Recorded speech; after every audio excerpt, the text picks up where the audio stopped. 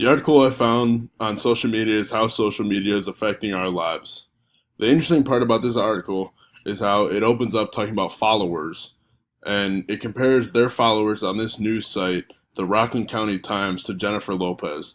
And Jennifer Lopez is a celebrity, so it's normal that she would have a lot of followers because she has a lot of fans and people that want to know what's going on in her life.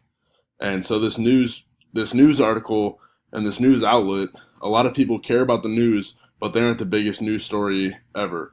So they're comparing themselves to Jennifer Lopez, and they're saying that they have a lot less followers than she does, but they have a lot more followers than the average user. So the average user is only using social media to get their outlet of news and follow on their celebrities and sports pages if they're into that. But this news site uses their social media to be able to reach out to their readers and viewers um, so they can get news out to the widest group possible.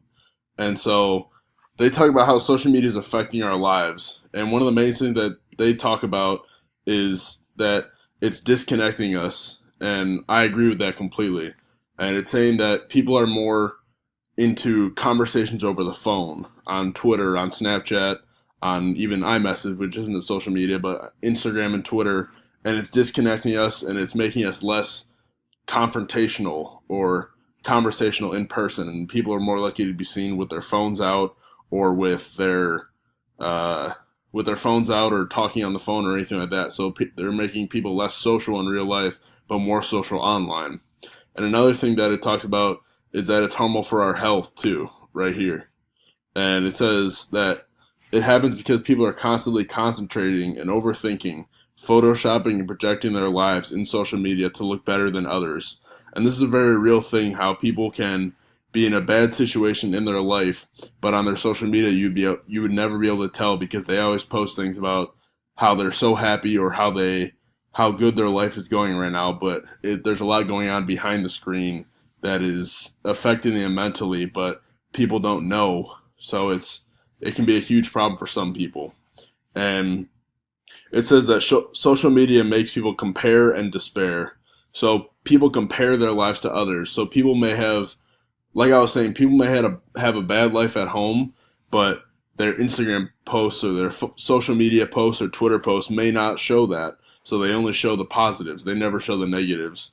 And it'll make people compare. So people will want to be like that person's life that has the bad home life, but they're posting all these awesome things on social media, which so people will want that life, but they really don't because they don't know the true part about their life. And that's the bad thing about social media. And I think that this article does a good job of talking about that and the other negatives that people don't really think about. And the main thing is that social media can have a lot of positives in our lives, like increasing your network or your network for businesses, or you can get a lot of work done on social media for a business.